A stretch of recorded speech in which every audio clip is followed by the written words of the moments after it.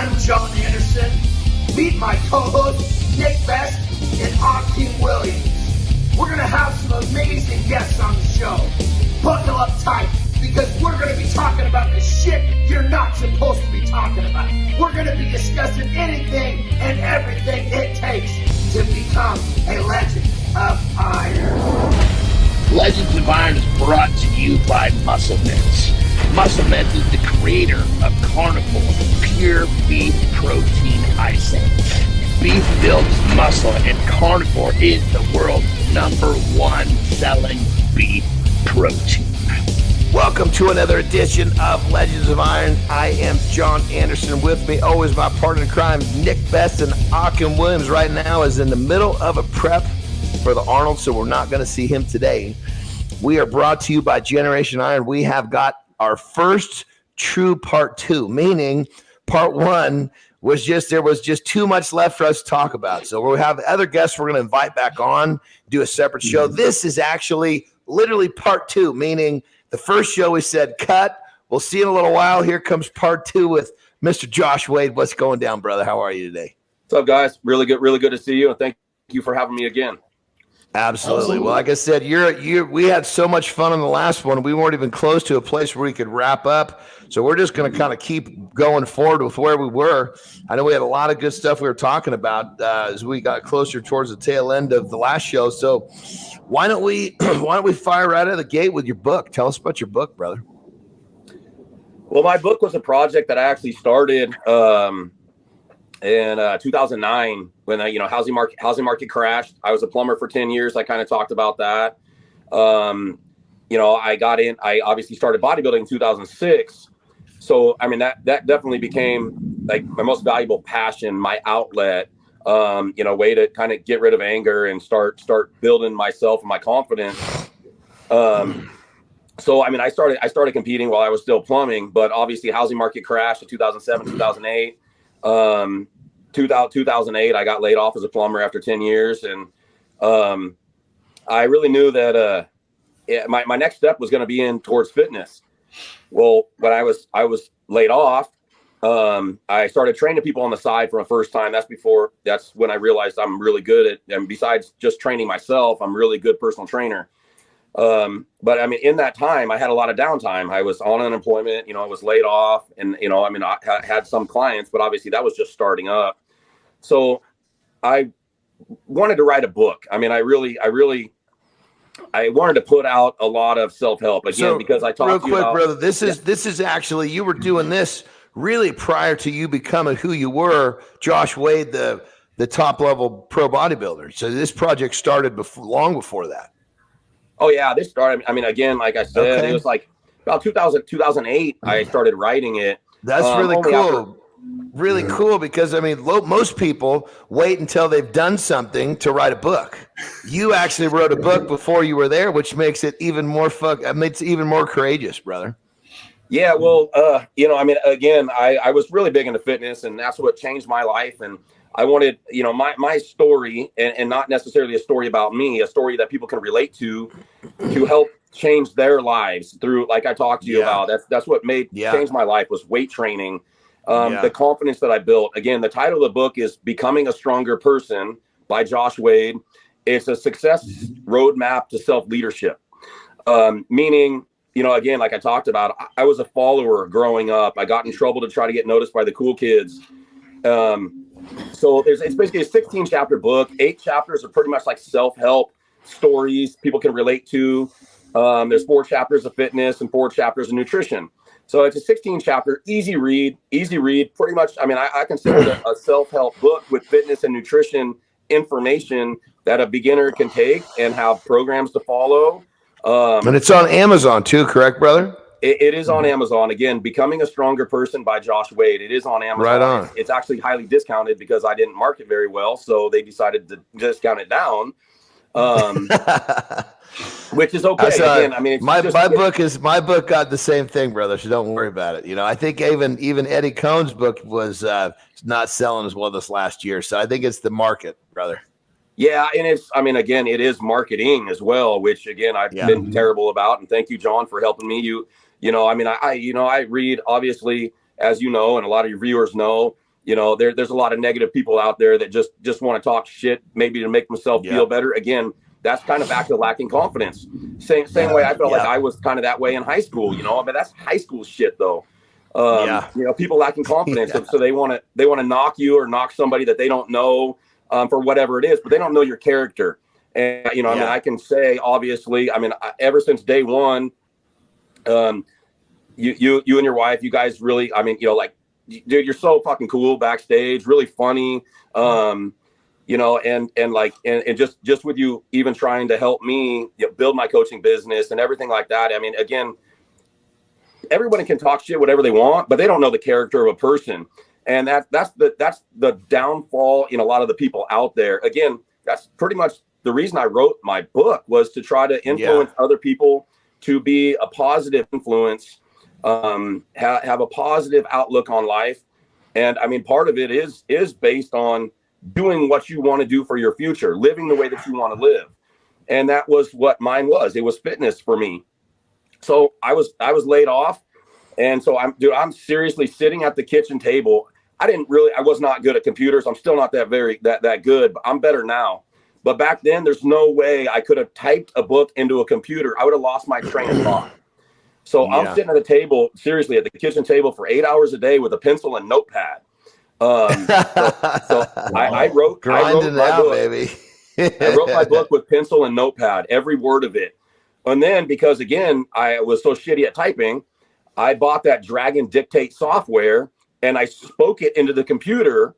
So I really wrote my book twice. Wow. And it was, I mean, it's an easy read. I get a lot of positive feedback. Again, That's cool, just brother. Motivation and inspiration. Like, I coach clients, and everyone that reads it, the sincerity is obviously there. You know me. I mean, I'm a sincere person. I can't be fake. Yeah. So like everybody that reads it, and when they message me, they're like, this sounds exactly the way that you talk to me. Yeah, that's cool, brother. Nothing has changed. Yeah. So that's cool. That's what my book is. Easy to relate to too. Yeah, 100%. Everybody's. Yeah. Go ahead, Nick. Yeah. The way you relate to people, it's really good. You start talking, you understand. If you write it in that way, it just makes it easy to relate to, easy to understand, easy to digest, and easy to execute. As opposed to somebody coming in and trying to act like they're smart and talk like a thesaurus and start talking in, Greek, naming all the parts of the anatomy. It's like people don't want you to talk like a doctor. They want you to be smart, but you don't need to talk like a doctor. You need to be able to explain it to somebody who's not a doctor. Yeah, someone that explain it. You know things. You make it. You explain it in a way that it makes sense to them. It's user friendly knowledge, which clearly that's what you did. Yeah, and so I mean, it's again, it was try to help people. A lot of it was geared. I mean, I wanted to get into keynote speaking. I'm a pretty good speaker, or at least I talk. Whether I'm good or not, I'm not sure. But I can talk, and so that's kind of what it was geared towards. I mean, I wanted to speak to the youth. Because, I mean, a lot of the youth out there, troubled youth, same thing that I felt like, I came up. They won't listen to law enforcement. You try to get some speaker in there to tell them why they need to change their life. But, I mean, I became a professional bodybuilder. I was a big stature guy. So kids would listen to me, and they respect that. I was there where they were. And that was honestly, that was the reason I did it, because I really wanted to help people. It wasn't really a story about me. It was trying to be relatable, Nick, but it was to try to help people understand how something as simple as weight training can change their lives.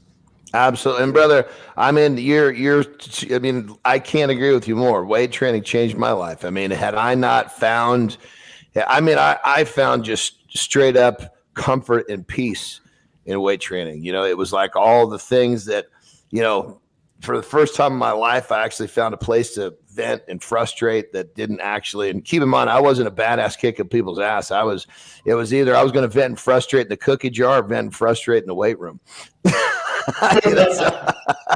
Yeah, you can lose yourself there. You can completely lose yourself in the gym. And when you're really into it, you don't have outside noises. You don't think about really anything else. And that's because we have goals, Yeah, that's it. That's it. So, brother, this is probably a tough question, but I know that, it's someone we actually talked to when we were on the phone not too long ago, just about the fact you're such a great man. Talk to us a little bit about, Jon Meadows. You had such a great relationship with him, and he had such a big impact on the industry, let alone all the individual people. Was that, I always wondered myself, I never asked you this, but I wondered, was that part of your retiring when he passed? Yeah, it really was. 2020 was a tough year, like I talked about, getting ready for the Arnold Australia.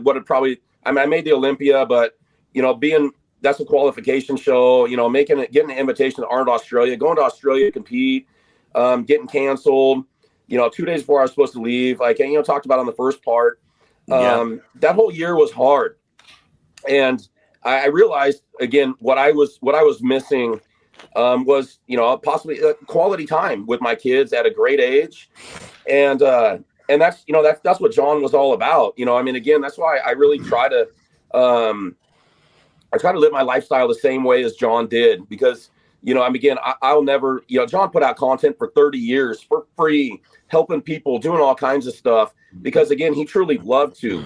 It wasn't necessarily build his brand that he thought that he didn't realize would even probably become as successful as it became, but he did it out of sincerity, truly trying to help people with knowledge that wasn't out there. So I'll never have that same type of impact, but everybody that I do impact, I want it to be the same type of manner and demeanor, sincere, helpful, and try to help people. But yeah, that really was that really was a big part of why I stopped. It was a rough year, and obviously the priorities towards family became a little bit more known when everything else is kind of taken away from you. I couldn't really see myself. The health portion, there's healthier ways to do it. And I've always been that way. Jon was always that way. That's why, he was my guy. So yeah, it definitely, it was probably was the hardest loss I've ever had. And, just didn't mean the same anymore. Yeah, it really didn't. So that was a huge part.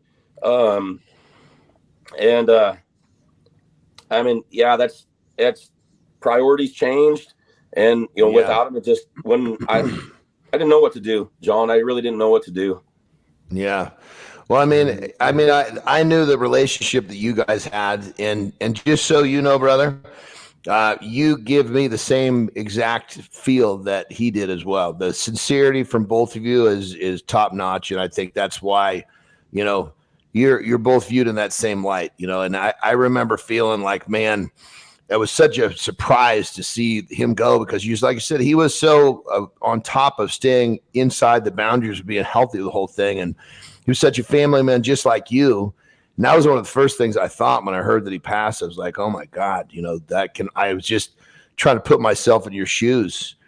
And I know that you're such a family man and he's such a family man. I thought, man, like I said, we hadn't seen each other. We saw each other last time we saw each other in person, except for just recently prior to Corona, was at the Arnold the year before, I believe. And so obviously at that point, everything was still honky dory, Yeah. But I just remember thinking to myself, I can totally understand, your position of wanting to step back, because obviously it puts a lot of things in perspective. You love your family more than anything.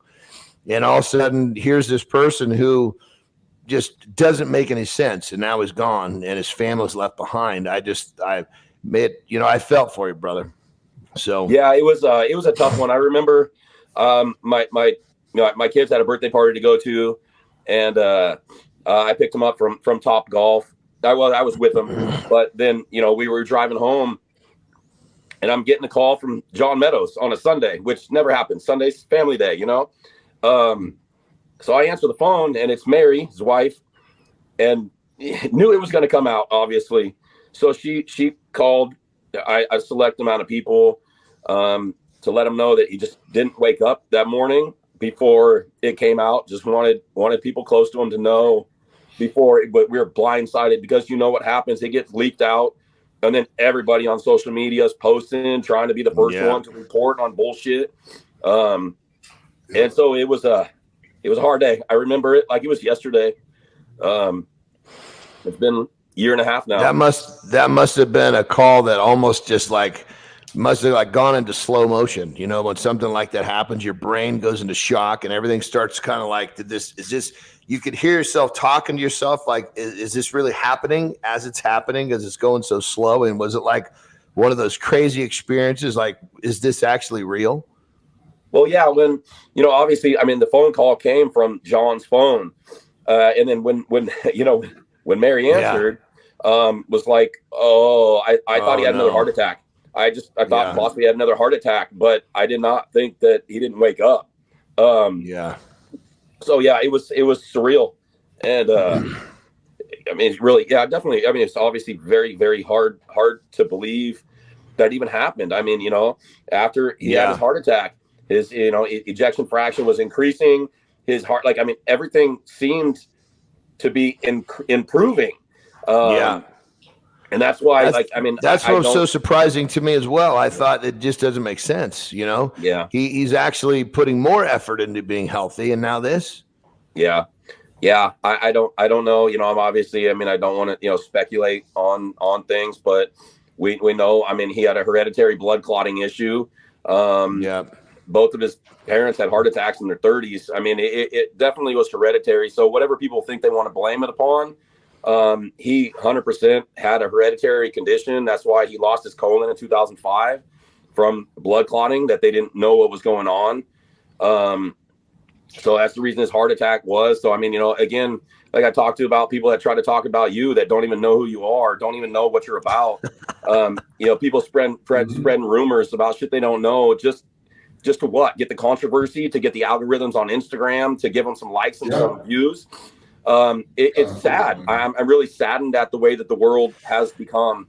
I appreciate you backing me up, brother. But I just, like you said earlier, the people that do that stuff, they're just, you know, they're insecure. They're not confident. So I kind of feel bad for them. I smile because the fact that I'm not affected by that makes me feel good. The fact that I'm, you know, kind of grown past that. You know what I mean? Well, of course. I mean, you know, obviously you can only know, you know, your heart in yourself.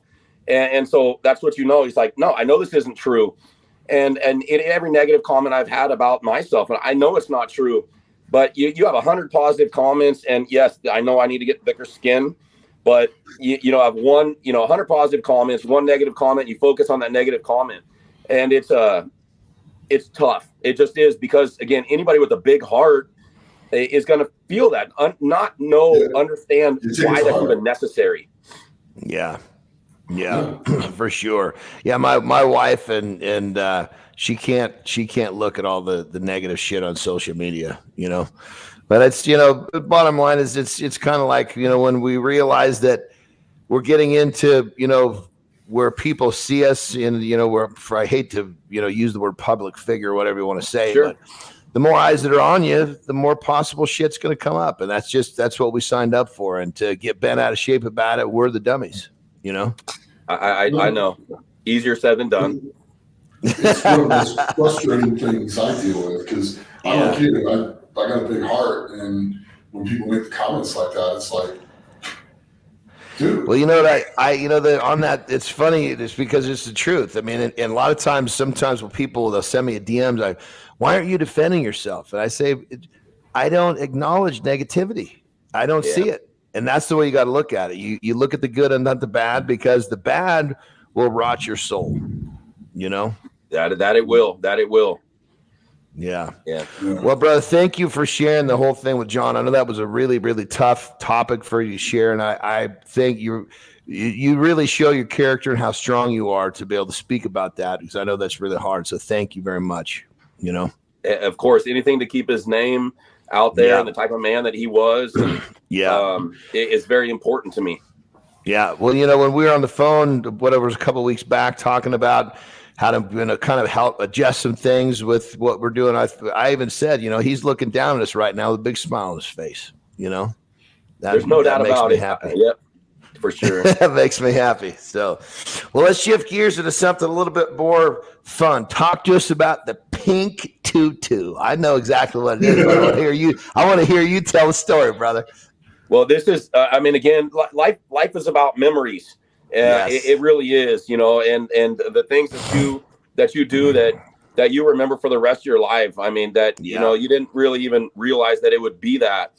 But my daughter, ever since she was, standing up, and I would take my progression pictures, she would be posing next to me. She would be in the pictures, and I absolutely loved it. I mean, I have clients that send me their posing pictures, and their kids are with them in the pictures, or they're trying to pose. I love it. It really makes me feel like, okay, see, this isn't a selfish sport. This is a family sport. This is very supportive. You have to have support. Otherwise, what are you doing it for? But my daughter was always into posing, and she was, my daddy's the strongest daddy, right? They don't say we're big or we're strong. Muscles are strong. Yeah. Strong dad. So she always was involved. She loved coming to the gym. I mean, just, my son has a little bit, but he still prefers his iPad. But my daughter always wanted to be here. And so, I'm all about making memories, and because she loved to pose, we started just working on a routine together at one point in 2019. One of my clients here, she knits and stuff like that. And, my daughter is a girly girl. So she made her a pink tutu, and so she loved this thing. I mean, big frilly tutu. I don't know. I mean, you can probably Google, I don't know, Josh Wade bodybuilder in tutu or bodybuilder in tutu, and brother, still come up. Hold on, let me blow you up. This is not a hard video to find, everyone. So you're gonna. And so it's the cutest fucking video on the planet, man. I fucking love it, dude. This is how it happened. I wanted to include my daughter. I got invited. The local shows around here. This was the Sacramento Bodybuilding Championships, that first show I ever did in 2006.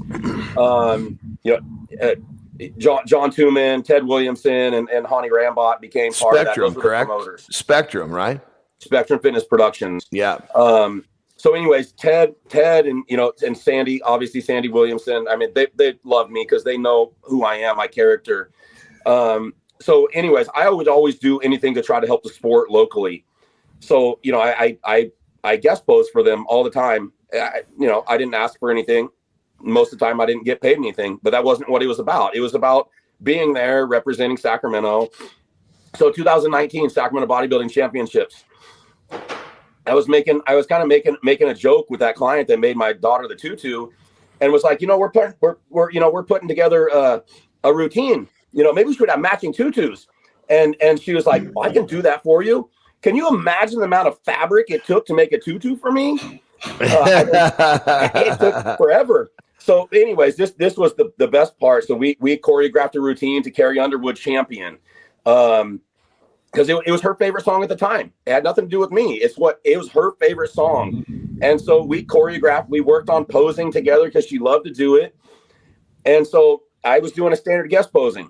So again, the Sacramento Bodybuilding Championships 2019. I go up on stage. David Bay is the MC, this was hilarious if you can find him in the video. Because I do my regular guest posing routine, standard, right? I'm in my bodybuilding trunks. I'm in pretty damn good shape. And I'm posing, right? Crowd is minuscule. I mean, it's like, yeah, right? They've seen it. So I walked off stage. My daughter was backstage. I walked off stage. And at that point, David Bay had a list of kind of my accolades to say, who I am and what I've done. So I go in the electrical room backstage, and I change into pink tutu. So I come out, and a lot of people don't see me. None of the audience sees me, right? Backstage.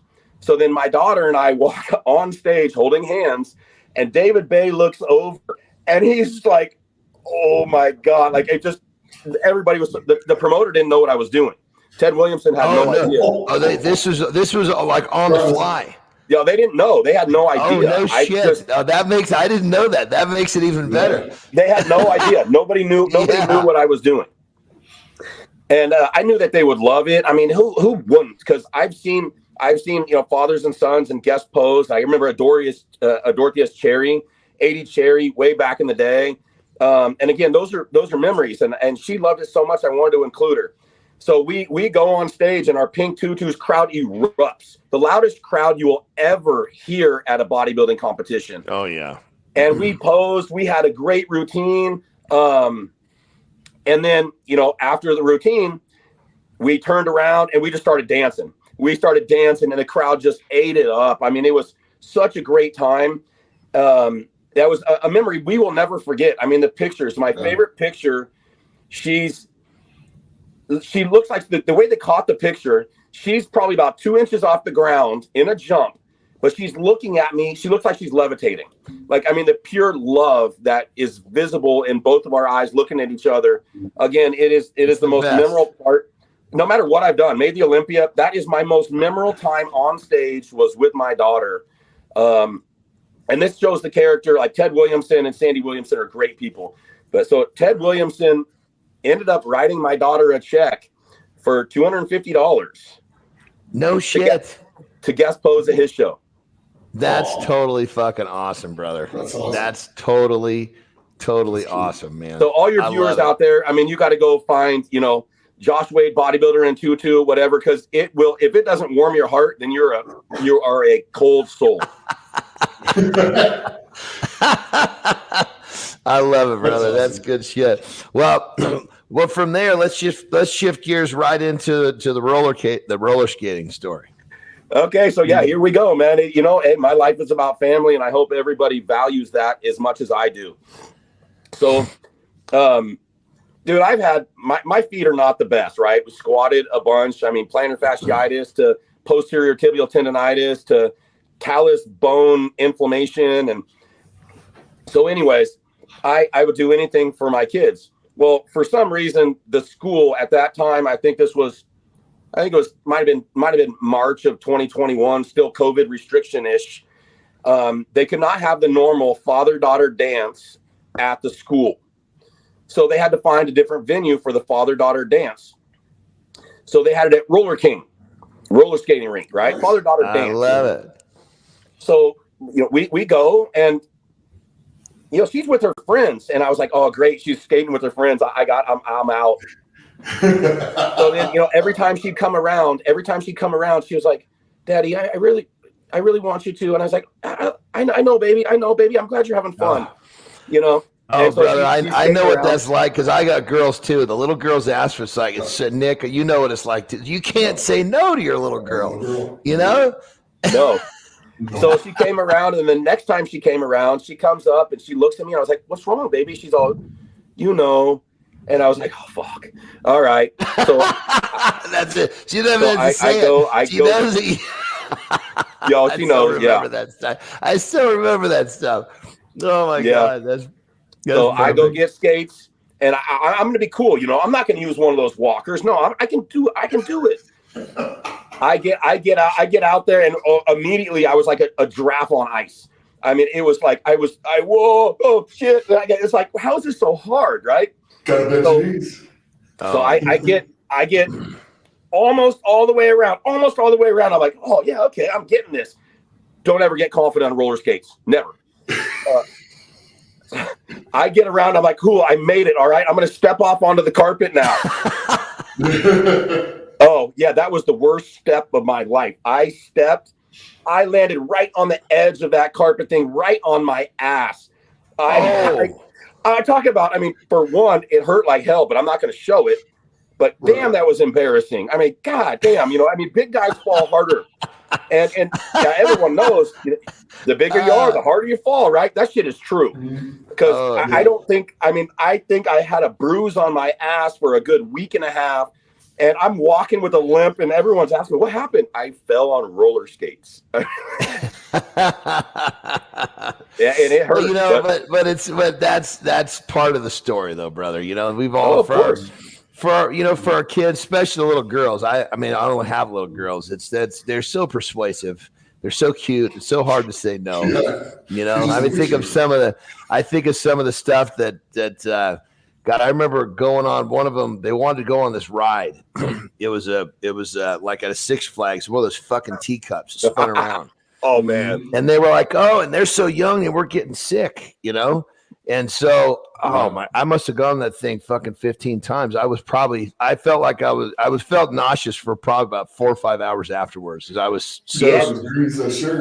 That doesn't go away, man. That does not go away. But they're like, oh, I want to go again. I'm like, oh, fuck, man. I'm already sick. I might as well keep going, but you can't say no to the cuties, And the thing about it, though, again, you still remember, though, those memories. Yeah. Those are memories that make life worth living. Yeah, those are deep in the memory bank right there for sure. Yes, sir. So let's switch gears to bodybuilding, bro. What do you? Obviously, you're not in the sport anymore, so you don't have to say anything to kind of protect your position with the judges. What do you? What's your current state of the? What do you feel about the current state of the sport? I think social media definitely partially did ruin the sport. I mean, people hyping, people posting pictures, filters, whatever it might be. I mean, it's like it's not even true. It's hard to even relate to people's pictures, and then it's like, how do they look like that on stage, right? So, I mean, I think everybody's view is kind of skewed now because you find the perfect picture, perfect lighting to post a picture on Instagram, and lighting on the stage is obviously not that way, as we know. Yeah. But even still, no matter what lighting I was ever under, I was always shredded as fuck. So, I mean, you can't really necessarily blame it on lighting for these guys. But I think, honestly, I think a lot of the youngsters that are come up push things too hard, too fast. The level of density, the time that it actually takes to get maturity. I mean, obviously you see the difference. You see the difference in Hottie, right? I mean, Hottie Chopin was hard as nails. That is from heavy wasn't he? Training. Huh? Yeah. He was hard as hell. Yeah. His conditioning is just training. Like totally next level, Yeah. And that type of hardness is built through density. Whatever gear you might be taking, that's not built on gear. That's enhanced from gear, but it's built on hard training. Yeah. And the density, sure. I think with all the different concepts out there and people going for a pump and nobody beats up muscle tissue the way that, I mean, I always did. That's how I came in dry and grainy. I beat muscle tissue up and then did it again and did it again. So, I mean, it was heavy, hard training. And I think with all this stuff out there now, I mean, people are training obviously a lot more with machines. You see it overseas. And we all know machines have a place. But using stabilizing muscles and bread and butter exercises, that's what builds that density that can't be done, I mean, without really beating up your body. You can't, there is no substitution for a squat. There's no substitution for a row or a deadlift. You know what I mean? And you take that stuff out of the equation, and for sure. No, I agree. So do you agree with the top five? Or do you think that they're kind of looking? Do you think they're looking at the wrong athletes? No, I mean, I was pretty okay with the judging. Obviously, I didn't think. I still Samson Dauda is just. I mean, for one, I like class acts. Okay, I mean, Samson Dauda is one of my favorites. We competed with him. You were with him a few times. Really? Him and his wife Mel are such. Huh? Which what year would we must have been coming up, huh?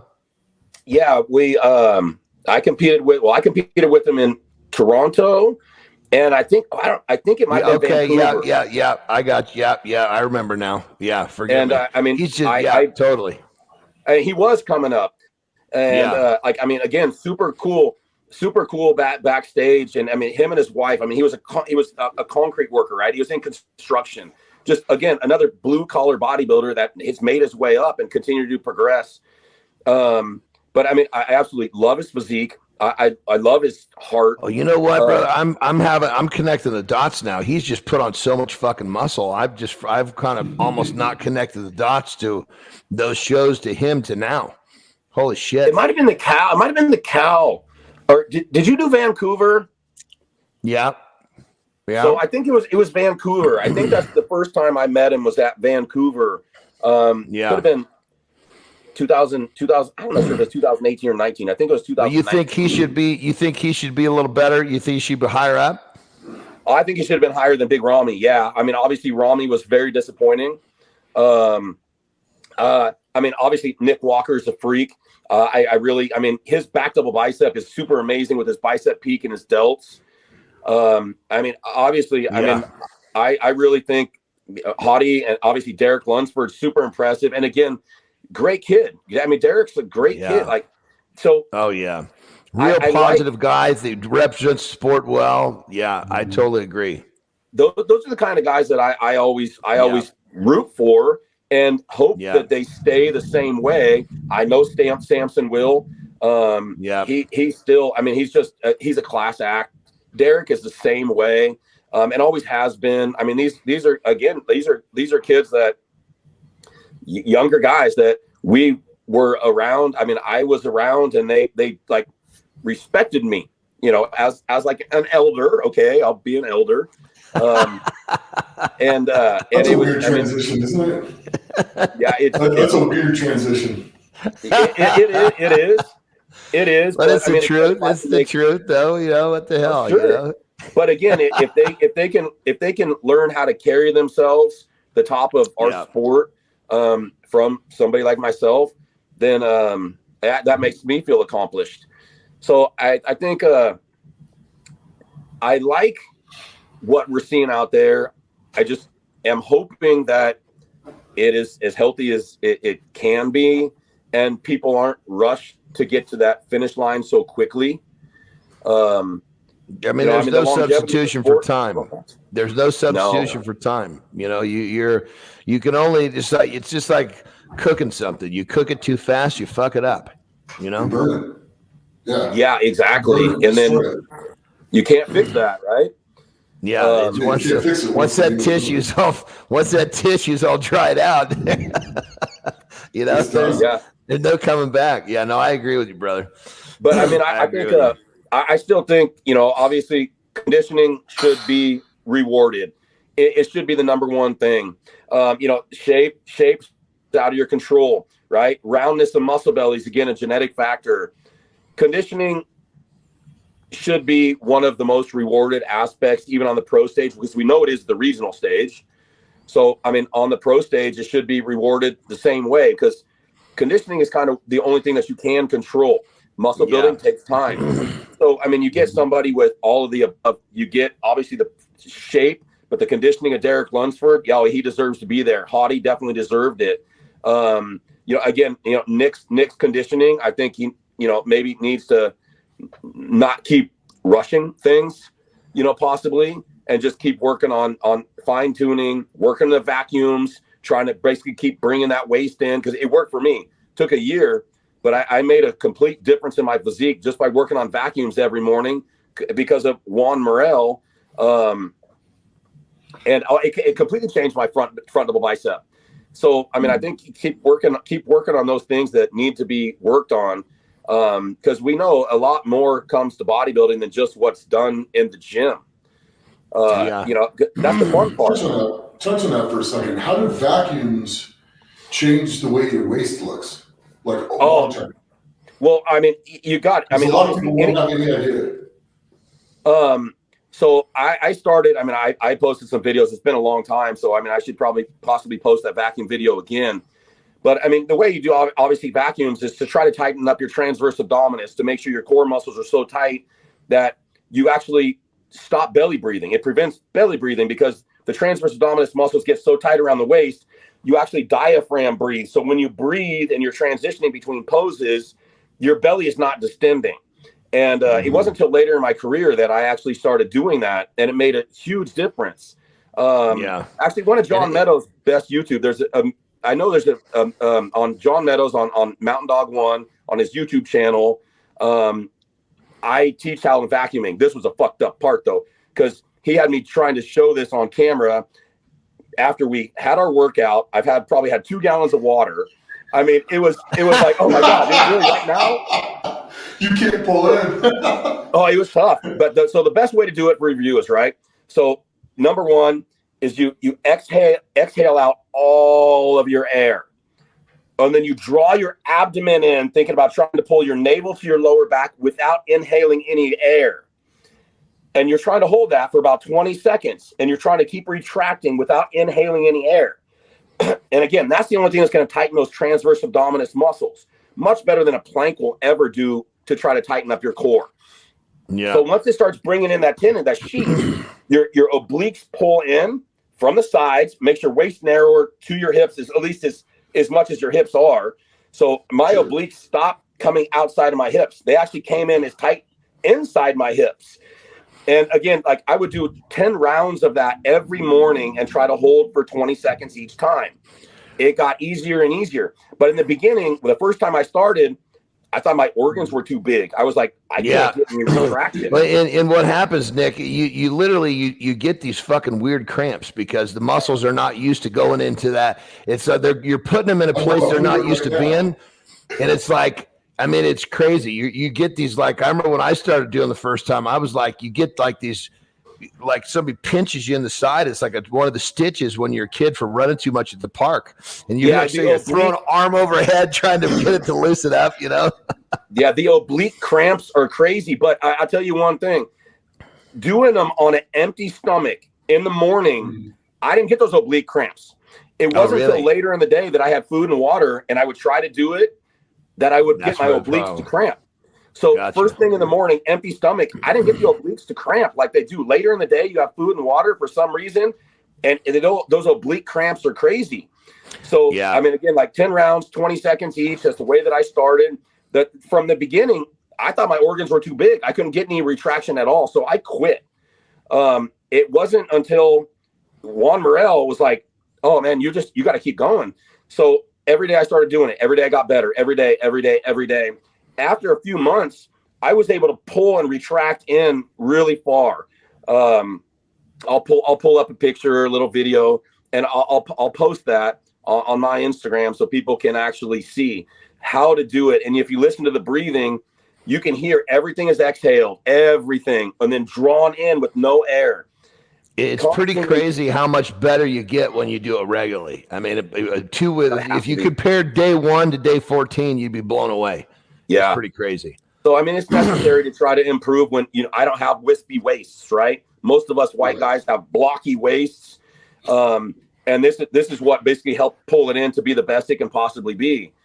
So that's what I think. I think a lot of, people see us train and be like, oh man, those guys work hard. Well, a lot of the laziness that happens is actually not in the weight room. Right. A lot of the laziness happens in the shit that you need to do. Your deep tissue massages to help get external rotation because it's so hard to pose when you get muscle bound. The vacuuming, which really, it sucks in the beginning. It's very uncomfortable in the end. Yeah. So those things is going to make the best athlete possible. And that's why, like, Samson Dauda has such pretty shape. I'm really rooting for him because of who he is, his character, and, what he stands for. And so, I mean, there's a lot of the young guys that I really like. I hope they stay the way that they're staying, and just continue to try to just like slowly improve instead of try to push the envelope. And then you'll see these guys disappearing and not even know what happened to them. So what do you say to what advice do you give to the guy that is kind of in the front end of that journey? The guy that reminds you of yourself when you're a plumber trying to make the climb. What advice do you give to the guys that are just starting out? Well, as we know, it takes consistency and consistency. So like if you have any desire of being a top tier bodybuilder or even a bodybuilder that can possibly even win a regional show, if you don't eat and train, I said eat and train like a bodybuilder, you're never going to get there no matter what you think that you're going to take or what all these bodybuilders might be taking. You got to eat and train like a bodybuilder. Otherwise, you'll never maximize your genetic potential with or without gear. So you got to nail the eat and training. That has to be consistent. You got to be consistent. You got to make sure that you understand how your body's working with nutrients, and you have to take notes. Okay. Taking notes, making sure, okay, I know it's mundane, it's tedious, but you eat the same thing at the same time every day. Well, then you're going to realize what's happening. You take notes and you make an adjustment. If you just haphazardly go through diet because, I'm working out hard, so I'm going to get big. But if you don't focus on the nutritional aspect, you'll never get anywhere. So you start with that. You try to get to the point where, okay, then you maybe increase supplements. I mean, I didn't start any gear till I was 27 years old. And nowadays, I mean, I guarantee a lot of these younger kids probably started 16 or even earlier than that. It completely makes no sense. Try to tap out your genetic potential, get as far as you possibly can with hard training and nutrition, build a foundation of density to the muscle tissue before you try to start filling it up like a water balloon. Well, the thing about that too, the thing about it, if you're going to cross over into PEDs, the way I see it is you've got to put in enough time to actually know you're going to stick with it. I mean, it's like, Jesus Christ, like, what, are we going to buy a fucking Corvette when you're fucking 13? You don't have a goddamn driver's license yet. You know what I mean? And it's like, sure. Yeah, it's like, okay, have you done this? How many years have you done this and truly committed to it? Are you starting and stopping like most people do? Or have you really given it your go and you realize you want to commit to this? Okay, then you actually have a question to ask yourself if that's a bridge you want to cross. But prior to that, it just makes no sense to me. It's the whole thing of, okay, you're not even a teenager and you went and bought a fucking Corvette. What sense does that make? Yeah, and that's the thing. People completely mess up their hormonal system.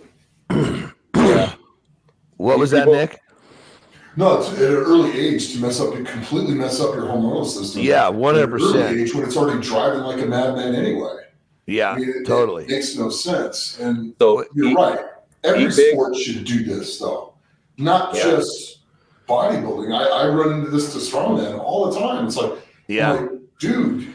There's that early age. You got the best fucking endocrine system is peaked, man. You can't make it any better. Why fuck up nature at its peak is the best. You know what I mean? Mm-hmm. And you're gonna take the best part of the best years of your endocrine system and try to doctor it up. Fuck, Yeah, doesn't make any sense. People, there are no shortcuts. There really aren't. It's hard work no matter what. People that see a professional bodybuilder and think that their body is just basically built on gear, like they have no idea. Like Ben Pakulski it doesn't work that way. I think it was the first generation iron. Ben Pakulski was like, I don't care what you take, you'll never look like me. Yeah. And that's, there's a lot of truth in that because they don't know how hard that we actually work. Yeah, that's one of the things that Mike O'Hearn is like, look, he's like, I'll fucking buy it for you. You still can't do what I do. And that's the truth, because when it comes down to it, it's not the PED.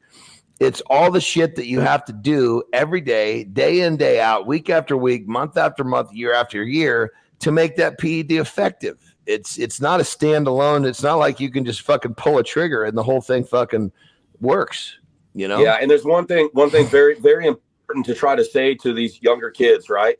This is one thing that I had pretty successful plumbing career. I didn't start competing until I was 27. And I was a pretty successful plumber. I made pretty good money. I was a journeyman plumber. These kids that think that there's going to be a bunch of money because they're jumping into bodybuilding and spending all their money on gear and all this type of stuff and thinking that that's going to happen. It's not. So that's why, again, I advise people to start a little bit later in life when it can actually be a hobby. I was a professional bodybuilder, John, and the shit's still a hobby. Yeah. It doesn't pay the bills. Stuff that we might relate towards the industry, that might be where we get an income. Yeah. But bodybuilding doesn't pay the bills. So there's a very small select group of bodybuilders. And it's the same thing even with strength athletes. It's a very small group that actually have an income directly from the sport. It's how do you leverage the industry with the position you've created for yourself? That's where the income is from. And so it's good for somebody like you to tell, the kids, hey, it's not about it's 20 years ago, you got your pro card, the magazine started trying to pay you. Those days are fucking long gone. Yeah, so get a job. Get a job. Not everybody's going to be a YouTube influencer. Like, all of our kids now think that's what they're going to do. Oh, I'm just going to YouTube. I don't even need school. Like, no, get in the real world. I mean, it's few and far between that might make it, and maybe you will be, but you need school first and foremost. And you try to get into bodybuilding, you better have a job. Yeah. I mean, when it comes down to it, it's what people need to understand is there's the way you make money, obviously. And then there's also, you have to basically educate yourself, whether you're going to school, college, or doing both. I think for someone to go to school and to invest their energy and to educate themselves on another topic that they enjoy, that they want to monetize, that's great. But you don't put all your eggs into you don't go buy a fucking camera and start shooting a bunch of videos expecting you're going to be the next best thing. It doesn't work that way. Right. Put in your knowledge acquisition, one way, shape, or in one way or another, you're going to have to acquire some fucking knowledge to be successful. End of story. It's just that simple. Everyone's got to pay their dues, man. That's it. That's exactly right. So give the guys, the young up and comers, not so much the bodybuilders, but they want to get into the industry. They want to be personal trainers. They want to be coaches. What do you tell these guys? Well, number one, learn your body, right? Learn your body, the mind-muscle connection, everything that we talk about that we really feel. If you don't know, you can change an angle and you can feel the difference in the way that affects the specific muscle. You can't teach it. So it doesn't matter what books you read, whatever. But if you don't know how to feel it yourself and know what it's supposed to look like, you cannot teach it. That's why I'm really good at what I do, because I can see when somebody's in the right position, I can see exactly where they're feeling it and where they're supposed to feel it. So pay attention to the way that you train and where you feel things. Otherwise, you'll never be able to help anybody. I mean, lifting the weight from point A to point B is only part of it. As we know, there's 30% more muscle stimulation when you have the mind-muscle connection, 30% more stimulation because your mind feels that work. So start back on that. It may be played out, but mind-muscle connection. Learn what exercise, where you feel it. Pay attention to yourself, and then you can start teaching others. But if you just think because you watched it on YouTube and like, okay, this exercise does this. Well, if you can't feel it, don't do it. Yeah. No, that's actually a really good piece of advice, because when you understand how it feels within yourself, it's going to be much easier to potentially help somebody else understand what you understand. If you don't understand something, pretty well it'll be impossible for you to teach that to somebody else. Yeah. That's it. All right, brother. So what about in terms of one more question in terms of the advice for the people that are coming along? Someone that wants to own a gym, what piece of advice do you give to that? Don't do it. No, in seriousness, you gotta have something different. And the whole thing is, people think that they might get into like buying a gym and they're going to be rich. You have to, like, for myself, I'm obviously the face of my gym. You have to have the sincerity to truly want to help people to get in the fitness industry, because honestly, day to day, one-on-one training, it's not that lucrative, but it's self-gratifying. So, if you try to get into it because you think it's going to be a lucrative career and you're going to get rich, that's the wrong reason. You get into doing what I do is because you have pride in knowing you're good and knowing you helped an individual out. That is the pride that you can actually go home happy with, knowing that, hey, man, I really helped that person. I changed their physique. I built their confidence. So like you're happy, I always say, I'd rather be happy than rich. I'd rather do both. But again, happiness comes from actually helping other people. And that's why I got into this. So if you don't get into this for the right reasons, you're going to regret every day of your life. So, well, and brother, I love what you say that, because when it comes down to I so agree with that, because when you love what you do, you're going to get really fucking good at it and the money will come, but you can't rush that process either. You know what I mean? It's like the better you are at something, at some point, the financial reward will catch up. But if you don't absolutely love what you're doing, you may not get that good enough that the reward catches up enough to make a difference, So if you're doing something just because you think it's going to be financially rewarding, you're never going to get that good enough at it to really find the money. So I think that's a great piece of advice, brother. That. I agree with that. I can't agree with that one anymore. I can't agree with that one another side that people aren't looking at with this as well is your own training. I mean, how many hours are you at your gym? Because it's your gym. And you have to trust people to work your gym and to do all the jobs that they're supposed to do. So you got to check on them. Then you train your clients, and then you got to train yourself. How do you get fired up for a workout after that type of a day? I mean, you have to have mental fortitude like no other. Yeah, and that's how like competing. Obviously, we knew what we had to do. Now competing. In all honesty, dude, this needs to be talked about. For kind of the first 2 years, I didn't know what to do. I didn't know how to train. I didn't know how to eat. I ate a lifestyle. I did the same thing forever. So that actually hasn't changed. But when I got done, I was like, well, what do normal people do? Like, I had no clue. Normal people. It's we're not normal people, brother. Well, right. But I didn't know. I thought things had to change. They didn't really have to change. But now I don't have to train through injuries. If something hurts, I don't have to do it anymore. Yeah. I have a client tell me, well, actually he's told me this many times. He is so impressed that I train my 6 a.m. client. I train my 4 p.m. client the same way I train my 6 a.m. client. So how do you do it? I said, I don't know. It's just what I do. I mean, like your professionalism shouldn't downgrade because you've been here 12 hours. I mean, again, that's the job or that's the career that you chose. So, everybody pays for the same value. So you give the same value. I mean, that boils back down to pride. I want to be recognized that I'm busting my ass. I'm putting in the work. Yeah. And then now, weight training has become fun recently because I'm kind of back to pushing. I'm just kind of back to pushing. When you don't push, it kind of loses it loses the sparks, doesn't it? It's like, fuck, this 100%. That when you're training really hard, you think, oh man, it'd really be nice to just kind of go in there and dick around and have a little fun. And that lasts about fucking 2 weeks. And then you're like,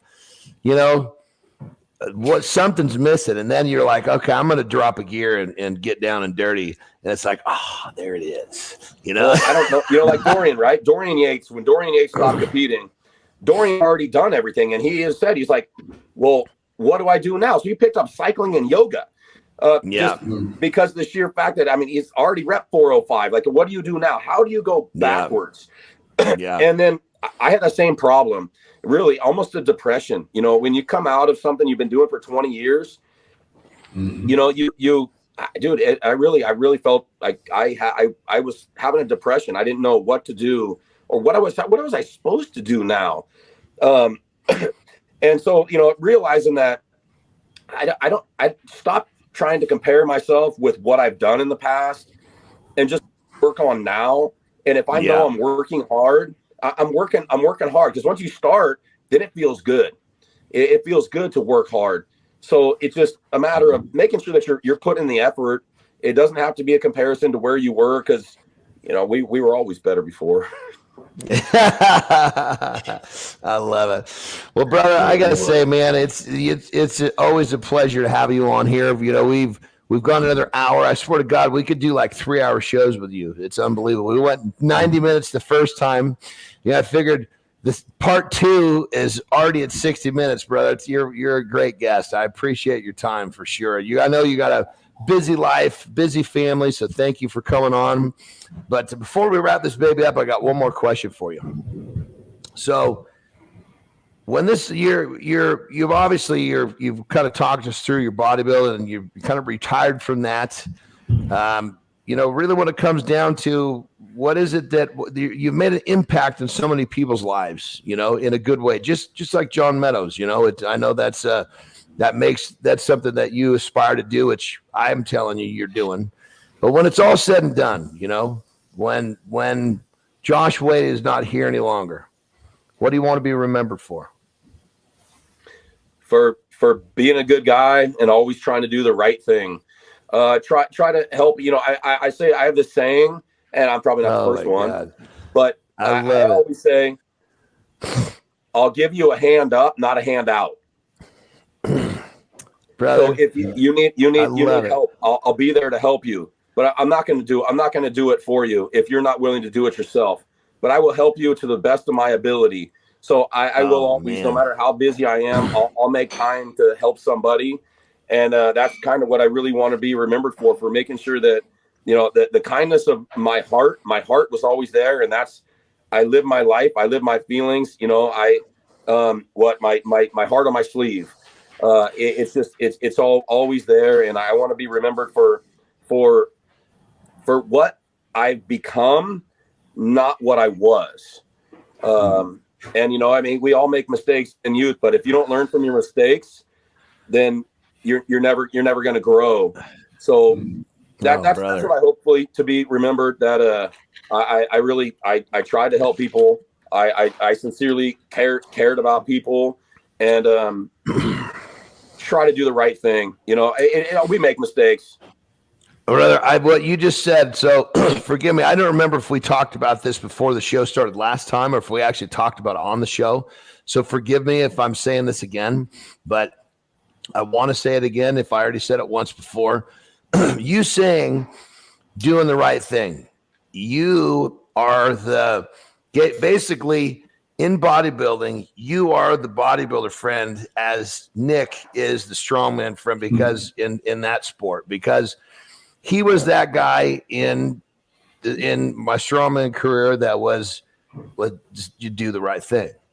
And he used those words many times. And you, as a bodybuilding friend in this career in bodybuilding, you say those words. And I now have you both sitting in front of me. And I'm seeing my two friends from two different sports that are such great fucking guys that use the same simple phrase that's so fucking powerful. I'm getting goose pimples. So I want to thank both of you guys for having, and I'm being dead fucking sincere right now, I want to thank both of you guys for having a positive effect on me as a person. Forget me as a bodybuilder or a strongman, me as a person. So I sincerely thank both of you, because that little phrase coming from you two has really fucking helped me in my life. Well, that's all we can do. Do the right thing. Thank both of you. Fucking A. Do the right thing, baby. Do the right thing. That's right. Well, geez, I don't know. We can end on anything better than that. Nick, you got anything for Josh before we wrap this baby up? Just thanks, Josh. And I mean, it's neat to see the example that you provide for the people that are coming up and to your kids and everyone else and everybody that's around you. And that positive mental mindset will always come back to you in time. And it's neat to see your journey with this. And I'm a big fan and will continue to be. So thank you. Thank you, guys. Thank you a lot. Yeah. Right on. And Josh, again, thank you, brother. I appreciate you very much. And, again, appreciate you for coming on the show. But more importantly, I appreciate you for, the influence you had on me as a person. And it means a lot. And I want to thank you again. But that being said, everyone, there is another edition of Legends of Iron. If Mr. Josh Wade does not inspire you to be an ass kicker in the gym, but more importantly, just a fucking good dude, I don't know who will. Holy shit. Thanks for listening. Thanks for watching. There's another edition. We'll see you next time. Thank you. Legends of Iron is brought to you by MuscleMeds.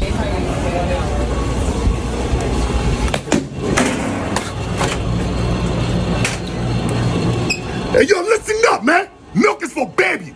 Beef built muscle. You hear me? Yeah, I said it. Beef built muscle. California, baby. RTDs, baby. On the go.